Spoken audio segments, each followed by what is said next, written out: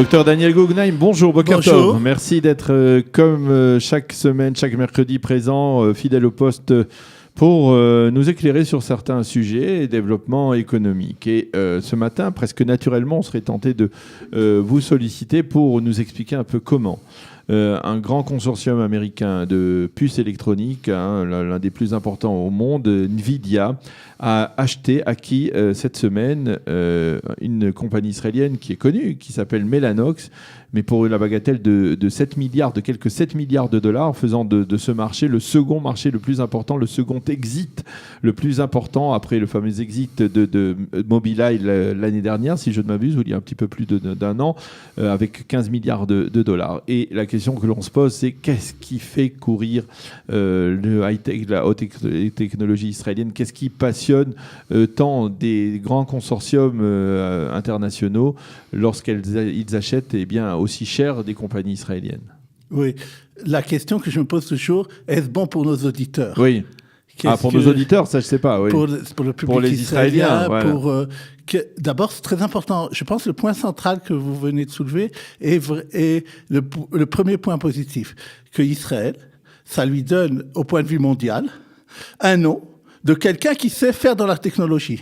Mellanox est spécialisé et apparemment une des premières mondiales dans la possibilité de faire une tikshorette, c'est-à-dire une communication entre différents ordinateurs et de la façon la plus vite possible. Et surtout dans on parle surtout des super ordinateurs. Exactement, de l'intelligence artificielle. Ouais. Et donc, c'est Nvidia, comme vous avez dit, a dit, je vois que par rapport à ce que moi j'offre, c'est de l'information, des choses comme ça, que j'offre, et des graphiques que j'offre au niveau d'Nvidia, je peux m'associer avec Mellanox. Et je vais contrôler, on va dire, la majorité du marché dans ce domaine-là très pointu. Elle a pensé que pour elle, ça serait une possibilité de faire cette joint venture, cette association lui permettrait à elle, à Nvidia d'abord, comme vous dites, de devenir le premier, de pouvoir surtout développer son produit concernant les superordinateurs, l'intelligence artificielle, qui est l'avenir. Comment on arrive à des chiffres comme cela, comme 15 milliards de dollars pour Mobileye, pour 7 milliards de dollars pour Mellanox. Comment on évalue oui. Concrètement une société comme celle-là à ce prix-là? C'est vrai. En plus, cette société, je voulais le dire, Mellanox, n'est plus cotée à la Bourse Tel Aviv. Oui, c'est ça. C'est intéressant que point de vue de nos auditeurs, point de vue des Israéliens, ce qui va recevoir, point de vue de l'argent, ça ne sera pas tellement important même au niveau des impôts. Mais puisque nous parlons point de vue boursier, point de vue de la valeur en capitalisme, en état où on est donnée par le marché. Oui. Cette entreprise a été achetée 13% en plus de sa cours, elle est cotée en Amérique, et elle a été achetée 13% en plus du cours que les investisseurs étaient prêts à lui donner. Alors c'est ça. Donc, expliquez-nous quels sont les mécanismes qui évaluent, par exemple, cette société à 17% de prix plus que son prix et qui poussent des consortiums qui, dans l'absolu, doivent préserver leurs finances, à acheter quelque chose aussi cher et bien plus cher que sa cotation, on va dire, normale. Oui, ça pose un problème, effectivement, de la valeur que vous posez, la valeur des entreprises technologiques, oui. En fait. Qu'on voit, c'est un petit terme, même souvent, vous m'aviez parlé d'Amazon ou d'autres qui ont dans la technologie, des 1000 milliards, des chiffres qui sont incroyables pour nous, de capitalisation, et peut-être même lorsqu'il y aura une vente, elles seront même plus importantes. Parce qu'encore une fois, apparemment, le produit de la technologie, pour les raisons que nous avons dit, pour Nvidia, qui voit dans ça une possibilité d'augmenter énormément et d'être le premier mondial, comme vous avez dit, vaut 13% de plus que cette entreprise qui est toute seule. Mais est-ce que, c'est-à-dire ce montant qui oui. paraît fabuleux, c'est-à-dire, est-ce qu'il n'est pas surestimé? Est-ce qu'il n'est pas... je vais donner un exemple que l'on connaît en Israël, c'est l'exemple de la compagnie du consortium Teva, qui a voulu acquérir aussi un grand consortium de médicaments génériques pour conserver le contrôle. Et elle a dépensé, je ne sais pas, je crois que c'était aussi autour de 15 milliards de dollars pour acheter et finalement, ça l'a fait couler. Exactement. Alors, dire comment comment on mesure? Est-ce que il ne s'agit pas de 5 shekels, il s'agit de 15 milliards d'euros, de dollars? Vous posez la vraie... Je m'en avais le cœur de la question, vous la posez. D'abord, j'ai vu aussi que Mellanox, dans le contrat, dans l'accord qu'elle vient de faire avec plutôt Nvidia qui l'achète, c'est possibilité de revenir. Elle devra, c'est-à-dire c'est un accord qui est signé, mais il n'est pas terminé. Et il y a marqué que effectivement, c'est-à-dire que il peut arriver, elle peut se retirer. À ce moment-là, elle devra payer une certaine amende qui est 350 millions de dollars. C'est quand même, c'est pas beaucoup par rapport à ça. Mais ça veut dire que qu'elle se donne la possibilité après, peut-être pour éviter ce qui s'est passé dans le cas de la biomètre. Je pense que l'histoire de la biomètre est un peu différente. Je crois, on a parlé souvent, Teva a fait des investissements à l'époque d'avant qui n'étaient pas obligatoirement judicieux. Maintenant, effectivement, je crois que c'est le mot que vous dites. C'est un pari sur l'avenir. Ça veut dire que c'est pas évident que ça vaille 7 milliards de dollars. Et l'avenir nous le dira. Mais c'est fou quand même. Oui, il y a d'ailleurs, c'est intéressant. C'est la manière de gérer des compagnies à ce niveau. C'est quelque chose de logique, ou alors on est au-delà, on est dans une sorte de fantasme presque économique. Oui, c'est vrai. Maintenant, c'est important pour moi de vous dire, puisque je parle des auteurs des Israéliens qui travaillent. Il y a là-bas des milliers d'employés qui travaillent dans le site de Mellanox. Qu'est-ce qui va leur arriver? Ils doivent rester apparemment 2 ans. Pendant 2 ans. Ils peuvent être... Mais après 2 ans, ils risquent d'être effacés, on va dire. Et on dit que les employés de Mellanox auraient préféré être achetés par Intel plutôt que par Nvidia, qu'Intel, elle a une expérience, elle a montré par le passé qu'elle garde les employés israéliens. Vous avez posé la première question, c'est-à-dire, il y a une technologie israélienne, si Nvidia devient persuadée pendant les 2 ans où elle fait ça, si l'accord finalement est fait et l'achat, que les employés israéliens donnent ce qu'il faut donner, ils les garderont. Mais effectivement, il y a quand même certains points d'interrogation. Il y en a justement, quand cette affaire a été faite, certains, les pessimistes ont pleuré, les autres ont montré les premiers points que vous donnez. Et je crois que, en fait, nous sommes au milieu de la... Il faut voir comment les choses évoluent. Il y a certains responsables de Mellanox qui sont devenus millionnaires du jour au lendemain. Oui, mais il ne payera que 25 millions de shekels. C'est ça d'ailleurs que pour les impôts, c'est ça que tout ce que les impôts israéliens, le fisc aura, puisque il y a un peu de shekels. 25 millions de dollars, c'est tout. Non, de shekels qu'il aura à payer pour les impôts. Pourquoi? C'est tout parce que tout le reste sont pas israéliens, sauf il y a Klal, et je ne sais pas si elle va payer tellement d'impôts.